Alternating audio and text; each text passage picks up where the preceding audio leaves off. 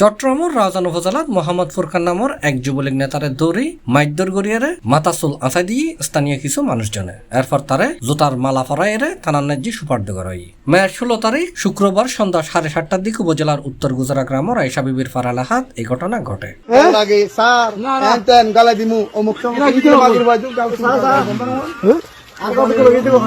জানা গিয়ে ফুরকান পূর্ব গুজরা ইউনিয়নের 2 নম্বর ওয়ার্ড যুবলীগের সহসভাপতি তেয়াক্কান বাংসুর মামলার আসামি বলে জানাই পুলিশে। স্থানীয় জানাই গত হালিয়ে সন্ধ্যার পর ফুরকান স্থানীয় বাজারত জালি তার এক দল মানুষে আটক করে মারধর করে। এরপর তারা ফুরকানের মাথা চাই দিয়ে তারে গলার নাজি জোতার মালা ফরাই দেয়। শেষে তারে থানা পুলিশের কাছে সুপার্দ করা হয়। ফুরকান অসুস্থ হলে পুলিশ তারে চিকিৎসা দিয়ে থানা হেফাজতত রাখে। রাউজান থানা সূত্রে জানা গিয়ে মোহাম্মদ ফুরকানের আহত অবস্থাত পুলিশ দিয়ে হয় হাসপাতালত চিকিৎসা দিয়ে তারা রাতিয়ে থানা হেফাজতত রাখা হয়। তার বিরুদ্ধে বিগত আওয়ামী লীগ সরকারের সম্মতনাজি তরিকত ভিত্তিক আধ্যাত্মিক সংগঠন মুনিরিয়া যুব তবলিগ কমিটির কার্যালয় ভাঙচুরের মামলা আছে। আজ শনিবার তারে আদালতের মাধ্যমে কারাগারত পাঠানো হয়। ফুরকান আওয়ামী লীগের সাবেক সংসদ সদস্য এবিএম ফজলে করিম চৌধুরীর অনুসারী আছে। এ সময় নাজি আওয়ামী লীগের বিভিন্ন সভা সমাবেশত তার উপস্থিতি দেখা যাইত।